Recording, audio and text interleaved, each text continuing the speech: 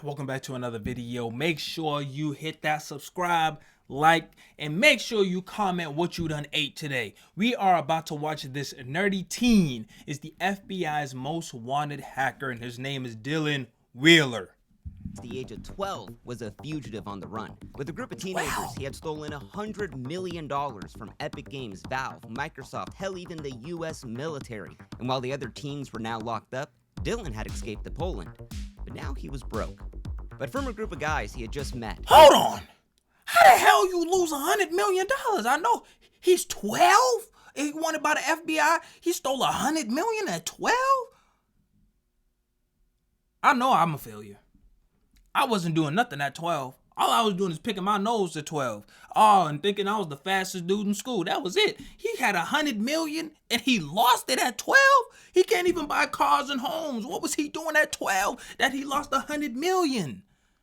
This is gonna be juicy. It heard the security cameras at the local Polish bank were pretty lax, enough to plan a robbery. It's juicy. At 3 a.m., they lined up at the bank with no one in sight. And as they got inside and Dylan shut down the security system, they loaded up their bags with loot and walked out like it never happened. But as they got home to count their stash and dream of what they could buy, they had failed to realize there was a hidden camera in the wall that had seen it all. And Dylan Wheeler, the infamous kid hacker on the run, was finally caught. Good job, police. What started out as a gang of teenagers hacking their Xboxes to play pirated games for free would spiral down the path of corporate espionage, breaking into the US military, an $18 million FIFA fraud that went unnoticed for years. And it all starts here with the Xbox.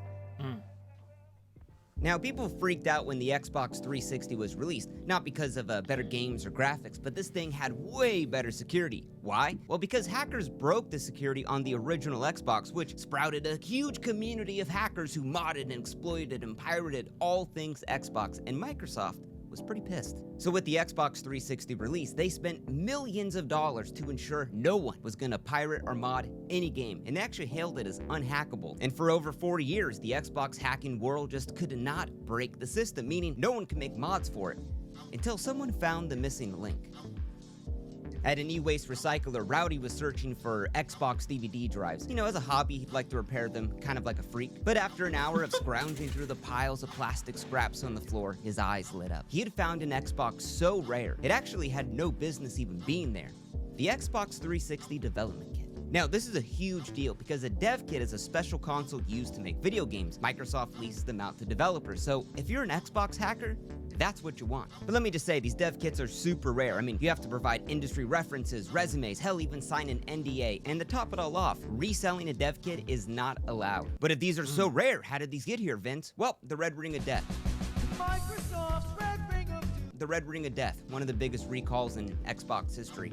And while these were all going to be crushed off, Rowdy gave these dev kits a new home in the hands of some of the most experienced hackers in the Xbox scene.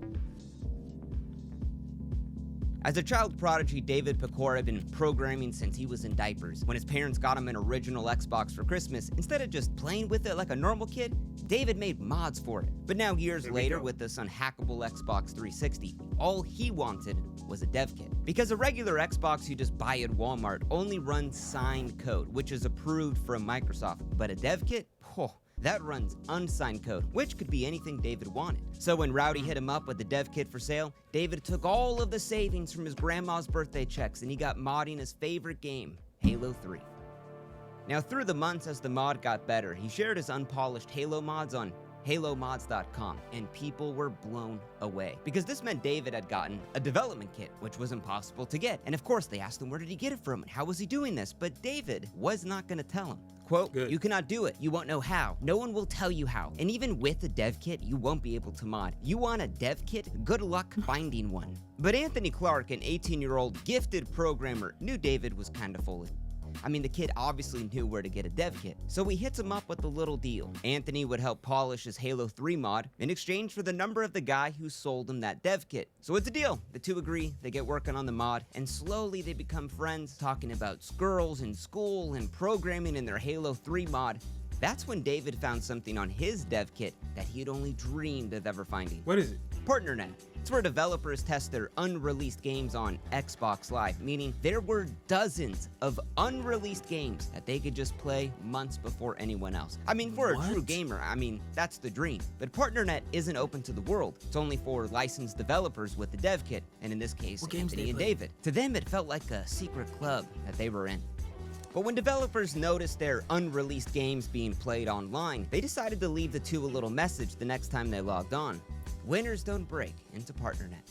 But to Anthony and David, this wasn't a big deal. I mean, they were simply just curious about these upcoming games. It was all in the name of fun, right? But outside of stealing games off PartnerNet, the Halo community was amazed with how far their mod had come, although bummed that no one could even use it because, again, no one had a dev kit. But that would all change in 2009. In a presentation that rocked Microsoft, two hackers revealed that the Xbox 360 security had finally been broken, the JTAG exploit. With any simple modification, a regular Xbox 360 can have the abilities of a dev kit to run unsigned code. Or in other words, mods and piracy for everyone. Within days, thousands of people start JTagging their Xboxes, and Microsoft was just freaking out. Because for Anthony and David, potentially now, anyone could use their mods like Infinite Ammo and Super Jump to cheat online. And people pay good money to cheat online. So in a genius You a dork if you gotta cheat online. You suck, man. Why y'all cheating? Why you gotta cheat? Just play the game. Oh, I like to win. But you cheating. That's how you know you a dork and you a lame. The dev kit stuff and playing unreleased games, I be playing them unreleased games. I get my skills up, have my badges, and have all the VC and coins ready so that when they do release the game, I'm already ahead of everybody. But why y'all paying to cheat? Y'all are losers. You're paying to cheat? You're a bum. move. They sell access to their mod for $100 an hour, and Damn. kids line up with Daddy's Amex ready to max it out. The two start raking in about $8,000 a day, all via PayPal. Remember, these are kids making this kind of money. But for David, making this fast cash just didn't do much to him. According to him, money was just never the motivation. Rather, he craved that high of stealing those unreleased games. It was a feeling that he just couldn't even put a price on. But now everything had been stolen off of the PartnerNet, so to get his hands on even more, David invited more hackers into the group now, the Xbox Underground. At PAX 2010, developers were showing off all of their upcoming games, but Justin May, a member of the Underground, was on a mission. You see, his Xbox account had been permabanned. He had emailed and Good. called, but with no response back. And without his gamertag, Justin was a nobody. So, with nothing left to lose, he was going to ask the director of Xbox Live to unban him in person. And we have it on video. I actually came to PAX primarily for this panel. Can you unban my gamer tag, please? I played Forza 3 early. I'm sorry, you shouldn't have done that. However, again, but I want my account. There are some punishments for which there's sort of no recourse. Yeah, the plan fails. But Justin wasn't just gonna walk away empty-handed Leave. from PAX. The next day at the convention, Justin was stalking the Atomic Games booth. He had saw the golden shrine on the pedestal, a 360 dev kit loaded with their unreleased game. It was a beaut. Atomic had spent over $6 million developing it. And Justin? He was just gonna take it. As they turn around, Justin opens up his laptop, plugs it into the dev kit, but then security starts to walk by, and Justin bolts off. And of course, they chase right after him. But being a true Xbox gamer, he runs out of breath and they tackle him down. So now with tears in his eyes, he told security it was all a big misunderstanding. It was his Wi-Fi not working, and he was connecting to the dev kit to get on the internet.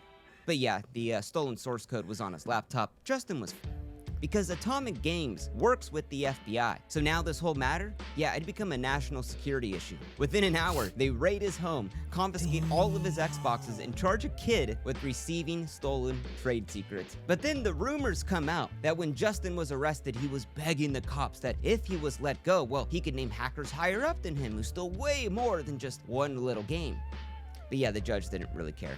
Justin would get the death sentence. Cap. For a gamer. He got a court order that he was banned from playing his Xbox for 18 months. And now David knew if he was gonna get his hands on more pre-release games, he needed to be a lot quieter about it. So he basically got rehab. He said, don't play the game for 18 months. He got rehab.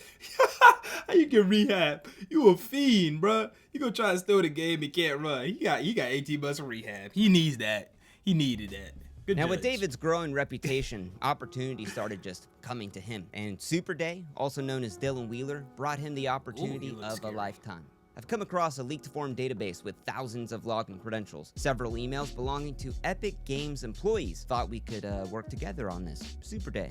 Now, a lot of people reuse their passwords, and hackers know that. Now, it's the biggest reason why leaks like this even happen, because of just reused passwords. Now, several emails in this leak were at epicgames.com. So if just one of those employees reused their password, David could enter Epic Games and steal from one of the biggest video game developers in the world. But this kind of seemed too good to be true, because who really was Dylan? He said he'd been hacking since the age of 12 and that he went to high school in Australia and that he just come out of nowhere with this. I mean, was the kid a Fed? But these logins did work, although the minute they logged into Epic Games, there was another problem. These accounts were just the IT support staff at Epic Games, meaning they couldn't see any of these upcoming projects or games, or as Dylan said, what a waste. They just fix printers and reset passwords. But David's a smart cookie, because he thinks, well, if we have access to their emails, let's search for the word password in those emails. And that's when they come across the granddaddy of corporate IT fuck-ups. A master password list for every employee at Epic Games, all on a Word document just for anyone to look at.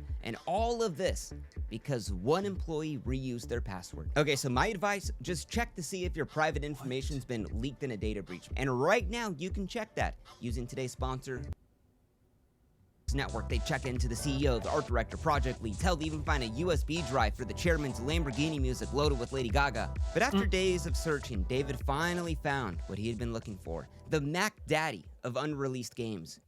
Gears of War 3. This game had been delayed multiple times. Real gamers were dying to play it. But David just couldn't download it. I mean, even with an encrypted Nigerian VPN, it could obviously be traced back to him. What he needed was a hacked modem. Makes it impossible for anyone to track your down and gives you free internet. And while these are normally impossible to get, a member of the underground, Sinet, he had one. At 3 a.m., Sinet downloads the game to a remote server using this hacked modem, but instead of just sending a download link, which again could be tracked, Sinet burns the game onto Blu-rays and he mails them out to the crew. So after all of the hard work and crimes that they had committed, David rips open that package and pops that sucker in, and oh my god, the game sucked. It wasn't even playable. But that's when the fear set in for David. Because if this ever got out that they had hacked into Epic Games, yeah, they were looking at some serious prison time. Yeah, the next day, Gears of War 3 was leaked online, and yeah, it made national news. Gears of War 3 was leaked on the web. Epic Games warned people that downloading the title may actually melt your system. Because Epic had spent over $60 million on its production, and Epic promised the public they would find the sick could ever do such a thing. But David just couldn't sleep. I mean, did Epic have any evidence? Were they just gonna pop in and arrest him? And this curiosity drove him into hacking into Epic Games again, where now we found out that the FBI was now involved. But that still doesn't deter David. They continue to stay in Epic's network, knowing that the FBI was in there for months, but just to monitor the investigation. And although David put up a strong front to the others, behind the scenes, the kid was freaking out. But David's problems only grew. His cheating mod business that he had with Anthony Clark, yeah, that was getting railed with the cease and desist letters from Game Studio. So the two shut that business down, but they remained pretty close friends. And while David continued on his warpath of stealing unreleased games, well, Anthony Clark, he had found his next business opportunity. Now, in the FIFA video game, you can earn FIFA coins to build out a better team playing against a computer or humans. But these coins cannot be bought. You have to play games to get coins. But Anthony came across websites that sold FIFA coins for cash. Yeah, they were in China and they did look a little sketch, but you could buy the coins with cash. And it got Anthony thinking, what if he made a bot that could automatically play the FIFA game to earn FIFA coins, and then maybe sell them off to these Chinese websites? Genius idea. So as a proof of concept, he spends months developing a tool, and oh boy, it worked way better than he even thought. It could play one whole game against the computer within a second, earning him thousands of coins a minute. With just one Xbox development kit running this tool, it made about Anthony $30 an hour, automatically, 24/7 per machine. But then his first week of wholesaling coins out to China, Anthony had made a couple of grand. And of course, the business grew. He bought dozens of dev kits, racking up the electricity bill at his house. And while David wanted nothing to do with the FIFA coin business, he referred him out more programmers like Nathan LaRoe, Austin Akala to develop the tool even further, and this business grew. But was this even legal? Now, after a few... You need to tell me if this legal, because he was running up a bag. He was making $8,000 a day, $30 per hour per machine. He get 10 machines, that's $300 per hour. He's making a bag. What? these dudes ain't care about money, but they running that bag up. These dudes getting cash. They doing a whole lot of illegal stuff. So I'm not advocating for it, and I would never try this myself because I'm not going to jail and being up there with Fleece Johnson, the booty warrior, talk about we can do it the easy way or the hard way. I ain't doing that, brother. You can have that. I'll go work at McDonald's, make my $15 out, work 75 hours, and get my cash. But these dudes, if they applied themselves, they would have been rich legally and got to play all the games that they wanted to. They should probably just have applied for a job at Microsoft, show off their skills, say, hey, we can hack your system. These are the solutions. And they could have got a job and got a real dev kit, normally played all the games. See, that's the mind of a child. These kids ain't know nothing. 2 months of watching every email come through Epic Games, the FBI just stopped emailing their security team because even with the crew still inside of Epic's network, they had no idea who had leaked Gears of War 3. Or in other words, they had gotten away with it. David grew intoxicated by the power he had, leveraging his skills not only for personal gain, but now financial gain. Instead of stealing games for free, he had found a bunch of rich-ass gamers who'd pay him the big bucks to steal games for a business. This whole hacking thing, yeah, it was a growing, expanding business. Now, if you ever played Fortnite, you've probably heard of Unreal Engine. Now, it's a tool for game developers to build out the worlds and, some of the biggest video games out there. And wouldn't you know it, Unreal Engine is owned by Epic Games, meaning that master password list for every employee at Epic, yeah, that could be a springboard into hacking into every company in the goddamn world. So with months of meticulous planning, they slipped through the virtual defenses, mainly using reused passwords. They began to break in and steal from every major game developer in the world. Hundreds of companies, thousands of games having total control over their networks, or as David said himself, are you have you been listening? I have to the Australian Department of Defense. I have every single big company. Intel, AMD, Nvidia, any game company you can name. Google, Microsoft, Disney, Warner Brothers. Oh my god, Disney. Everything. But after breaching Microsoft, that's when they stole the secret that had been hidden from the public eye. It was the files for the unreleased Xbox One prototype called the Durango, the source code, the tech specs, all of the assembly instructions for a group of Xbox hackers having the next-gen Xbox documents. Yeah, that's like the craziest thing ever. And they decided they were going to build a counterfeit of it. Now, it probably sounds insane, but a Durango or Xbox One is just off-the-shelf parts like a computer. So using those documents they stole as a build guide, they put together a counterfeit Durango, and they just stare at it. Because there was no games for it. So Austin Akala thinks, maybe we can sell this, to make some money off of that Microsoft hack. But not on eBay. That would bring way too much heat. So Austin builds out the Durango, and they find a dude in West Africa who pays him $5 grand for this counterfeit Durango. And then all of a sudden, after talking to no one for 2 years, Justin May shows up and he's back in the crew. And he offers to ship it out because, quote, I can get a good deal on shipping. And the crew lets him. But the Durango would never even arrive because the buyer in West Africa, that was the FBI. Now, Dylan Wheeler was the kid who just always had to be right. And now with the secret knowledge of the Xbox One, he argued all day in the forums about what it would be and what it looked like, but no one believed him. And this pissed off Dylan Wheeler so much. So he ends up leaking all of the stolen documents from Microsoft, and hell, even puts his Twitter handle in it. That'll show him, he thinks. But then behind everyone's backs, that's still not enough. He puts the Durango on eBay. And of course, the news picks it up. They got a Durango on eBay. They got the documents all leaked. It's one of Microsoft's biggest leaks in years. And although the crew was freaking out over this attention, Dylan just loved it. He was doing interviews as the Xbox leak kid. What was the whole purpose of you leaking out information about Durango? To Microsoft, it was a purpose of this is what can happen if you don't fix these problems. This wasn't malicious.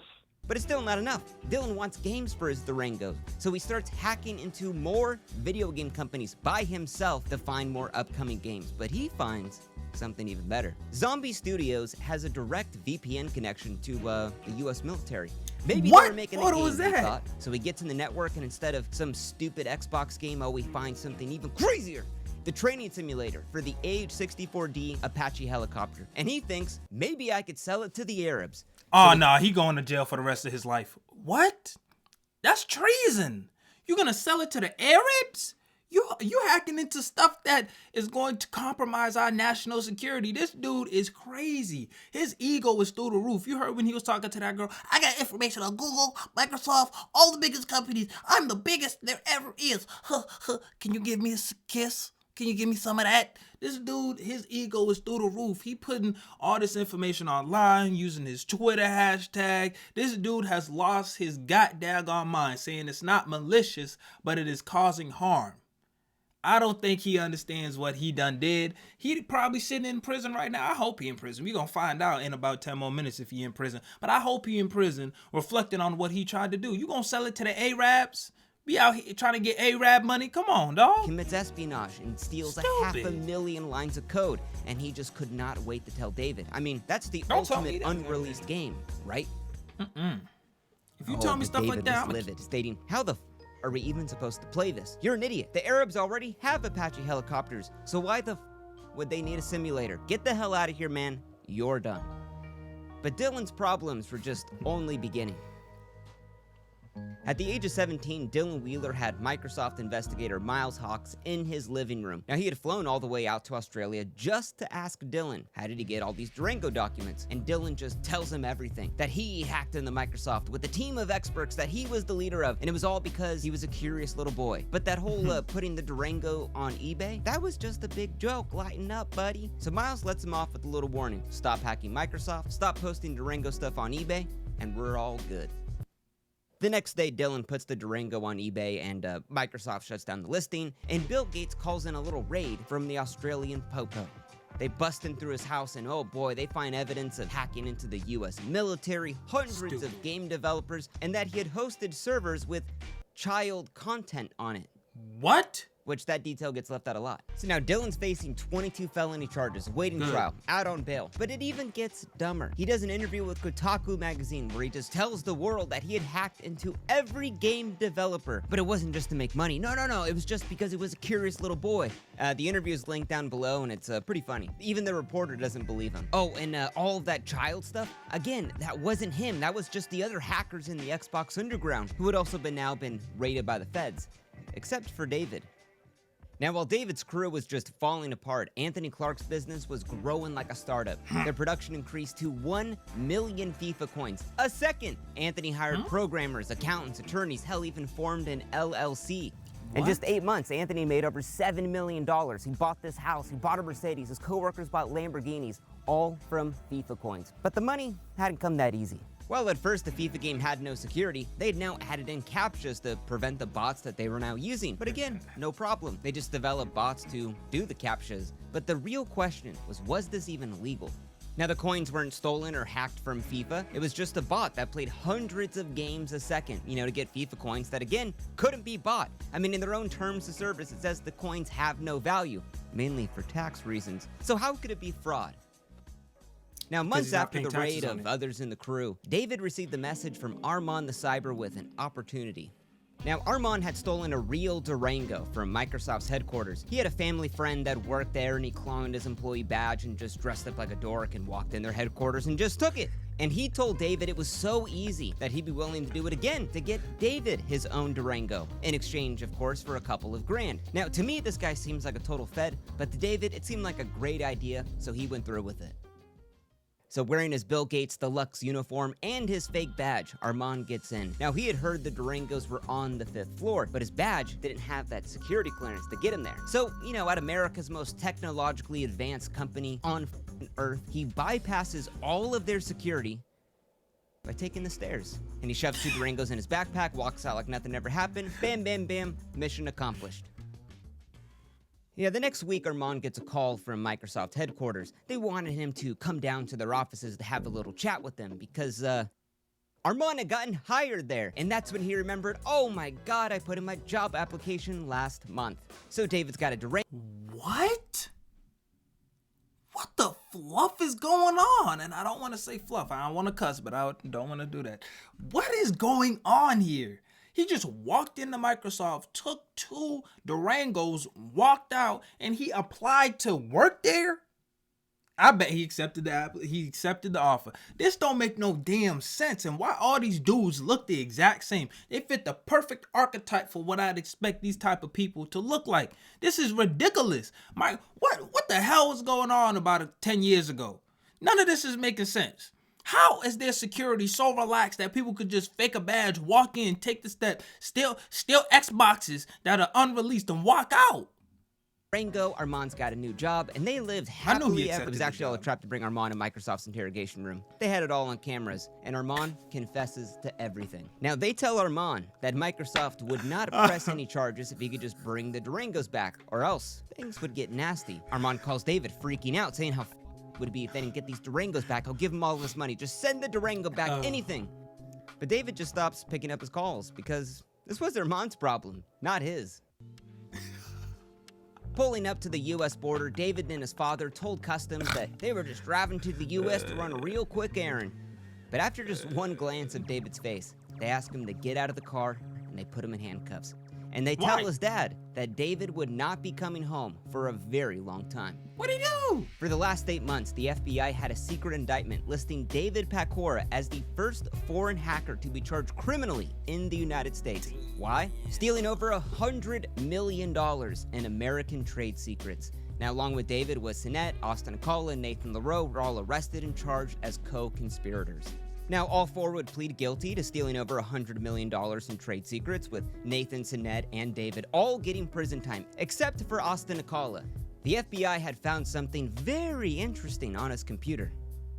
Now, while Anthony Clark had been David's business partner in the past, he never got caught up into this case. He didn't steal games, he just mined FIFA coins. But when the FBI found evidence on Austin Akala's computer of this FIFA coin mining operation that made millions of dollars, yeah, that's who they went after next. On September 2015, Anthony Clark and his 3 employees, who were separate from the crew, were raided from the IRS, where they seized over $4 million in assets. Because Anthony's little business, yeah, that had made him over $18 million in a couple of years. But the problem started when he was withdrawing up to $30,000 a day from his 13 personal bank accounts. Because those glitched FIFA coins he made, while he did sell them to China and hell even paid his taxes on them, the government said it was all wire fraud. Now, Anthony's 3 partners, who also made millions from this, did a plea deal to give up all of the money they made in exchange for absolutely no jail time. Because, you know, if the FBI brings a case against you, there's a 99% chance that they're gonna win. But Anthony truly felt he was innocent. His attorneys thought they could win a case at trial because, again, these FIFA coins couldn't be bought from EA. He didn't hack in, he didn't steal the coins. So how could you commit wire fraud for something that's free? But when the prosecutor said if this was not money nor property they were obtaining, then what were they getting paid $16 million for? That's when the jury found Anthony Clark guilty of conspiracy to commit wire fraud. So, pleading innocent to 22 charges, Dylan Wheeler had 48 hours to hand in his passport to the Australian police. But instead, his mom just drives him to the airport and then he hops on a flight and he leaves the country to the Czech Republic. All because Dylan had dual citizenship there and he couldn't be extradited back. He was now a free man.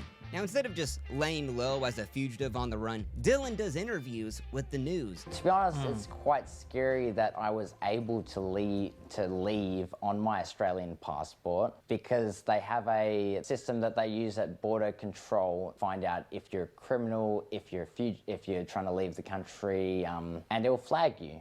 Normally. Australia would arrest his mom after he said that and even sentence her to 2 years in prison because technically, you know, she was harboring a fugitive when she drove him to the airport. Now, Dylan Wheeler's alone in the Czech Republic. His mom's locked up. He's got no money. So he gets a job at a cybersecurity firm, you know, that specializes in banks. Dylan did interviews saying he's a reformed hacker. He's a good boy now. But a week later, customers at these banks began complaining that hundreds of thousands of dollars were getting transferred onto the debit card of an Australian citizen. Who could that be? Oh, Dylan Wheeler. So the Czech police raid his apartment. Oh, and they find he's counterfeiting money now. So he pleads guilty in the Czech Republic, and then he only gets probation. And then he flees off to England. Now, while in England, he starts his own cybersecurity firm called The Day After Exploit. You know, he's giving interviews, he's doing security conference presentations, but then In October of 2020, his business dissolves, his Twitter shuts down, he deactivates his website. There is not a trace of him past October 2020. So I got a hold of one of Dylan's old coworkers, and they said he had left England and was actually living in Poland, but not for what you think.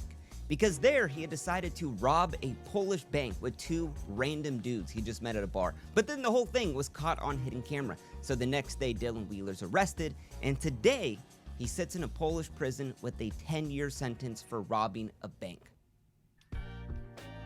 Now, the week before his sentencing out on bail, Anthony was out for his birthday and he partied so hard with his friends. And after that final round of shots, hugging all of his friends goodbye, Anthony went to bed knowing that his friends and family really did have his back. He didn't wake up though? But sadly, he wouldn't wake up the next day. His mom found him not breathing. The coroner would rule an accidental drug overdose from mixing the Vicodin in the alcohol.